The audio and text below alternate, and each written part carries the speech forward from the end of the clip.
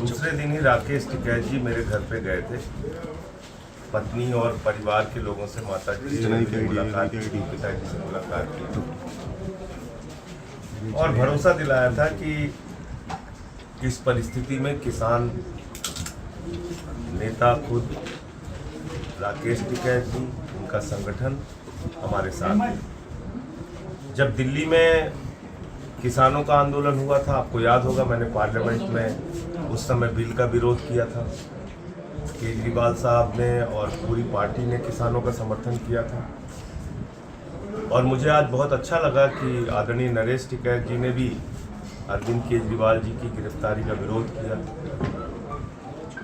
मैं समझ नहीं पा रहा हूँ कि हम लोगों का गुनाह क्या है, गलती क्या हुई हम लोगों से। स्कूल अच्छे बनवा दिए केजरीवाल साहब ने, ये उनकी गलती है, या अस्पताल अच्छे बनवा दिए ये उनकी गलती है, या बिजली माफ़ कर दी लोगों की, पानी माफ़ कर दिया, महिलाओं के लिए बस की फ्री यात्रा कर दी, ये उनकी गलती है क्या? क्या गुनाह क्या है उनका? उनको उठा के आपने जेल में डाल दिया। मैं पार्लियामेंट में बोलता था इसलिए मुझे उठा के जेल में डाल दिया। मनीष सिसोदिया जी शिक्षा के क्षेत्र में अच्छा काम कर रहे थे, उनको उठा के जेल में डाल दिया। सत्येंद्र जैन जी मोहल्ला क्लिनिक का मॉडल लेके आए, उनको उठा के जेल में डाल दिया। मतलब करना क्या चाहते हैं आप कैसे देश को चलाना चाहते हैं? तीनों काले कानून के खिलाफ हमारे किसान भाई 1 साल तक सड़क पर बैठे रहे, आपको दया नहीं आई? 750 किसानों ने अपनी शहादत दे दी। आज तक उनको एमएसपी की गारंटी जो आपने कहा था कि 50% बढ़ाकर मुनाफा देंगे, आज तक आप नहीं कर पाए। स्वामीनाथन आयोग की रिपोर्ट लागू नहीं कर पाए। आप क्या कर रहे हैं इस देश के लोगों के साथ? अभी आपने गोलियां चलवाई हरियाणा पंजाब बॉर्डर पे, वहां एक किसान शहीद हो गया।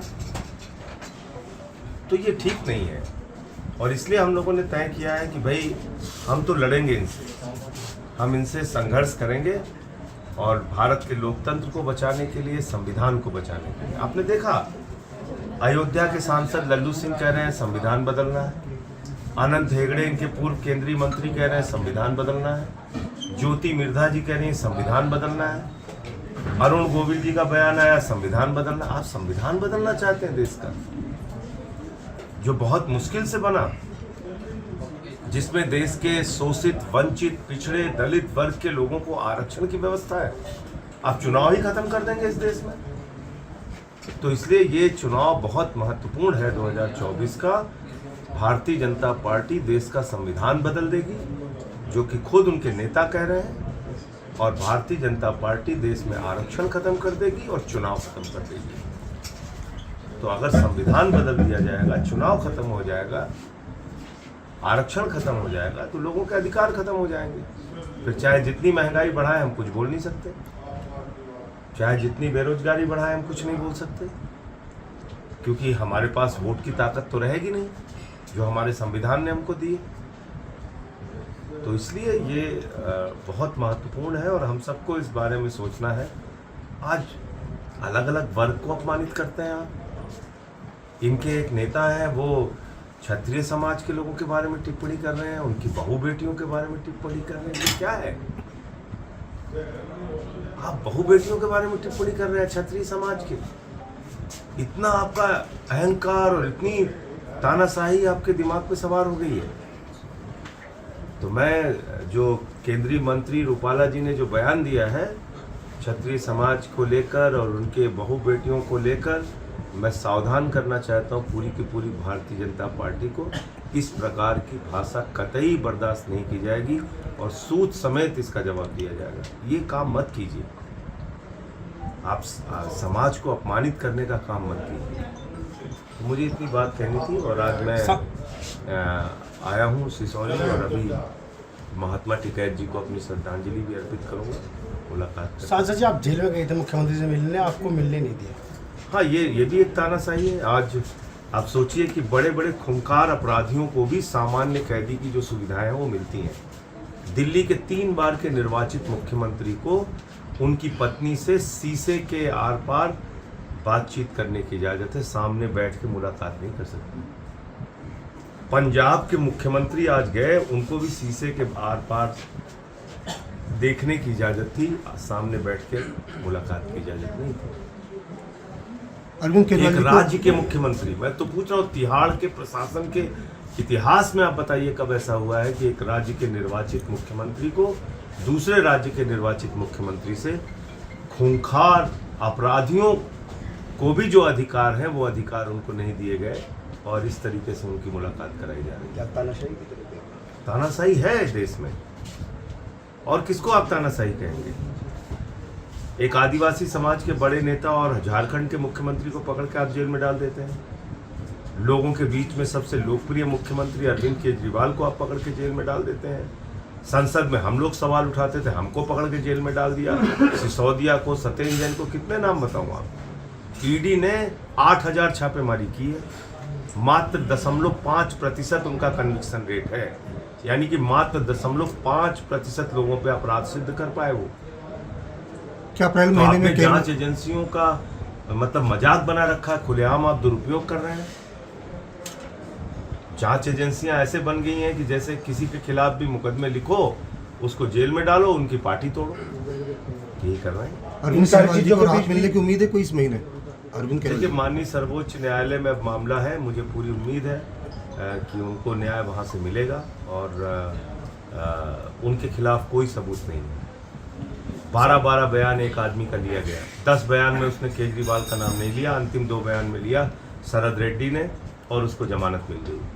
बाप बेटे राघव रेड्डी और मंगुंटा रेड्डी ने 10 बयान दिए, 8 बयान में केजरीवाल का नाम नहीं लिया, अंतिम 2 में लिया, उनको जमानत मिल गई। ये क्या है? ईडी भी रिपोर्ट भेजने में देरी कर रही है।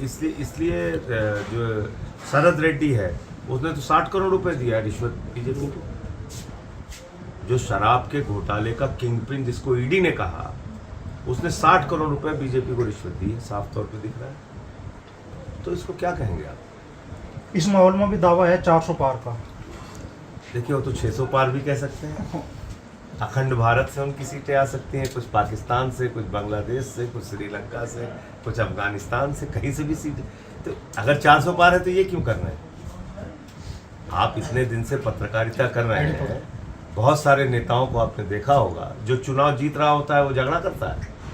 आप बताइए मुझे, ये काम कौन करता है? जो चुनाव हार रहा होता है। चुनाव जीतने वाला नेता कभी भी फर्जी गिरफ्तारियां नहीं करता, बेबुनियाद आरोप लगा के अपने विपक्षियों को ख़त्म नहीं करता, अपनी सबसे बड़ी अपोजिशन पार्टी को उसका खाता सीज नहीं करता कांग्रेस पार्टी को। तो ये तो साफ तौर पे दिख रहा है कल। और हमने अखिलेश यादव जी से मुलाकात भी की थी अभी 2-3 दिन पहले, और हमने आश्वस्त किया है कि जहाँ भी इंडिया गठबंधन के प्रत्याशी हैं, कांग्रेस के, सपा के, इंडिया गठबंधन के लोगों को हम लोग सपोर्ट भी कर रहे हैं। कल बसपा सुप्रीमो मुझे फोन कर आई थी, उन्होंने कहा कि पश्चिमी उत्तर प्रदेश को अलग राज्य बनाएंगे। बसपा सुप्रीमो, मैं उन पर कोई प्रतिक्रिया नहीं दूंगा। वो इतना ही कह सकता हूँ कि पूरी तरह से वो भारतीय जनता पार्टी के कहने पर उनका पूरा संगठन काम कर रहा है। अच्छा, पहले चरण की वोटिंग है 19 तारीख को, लेकिन आप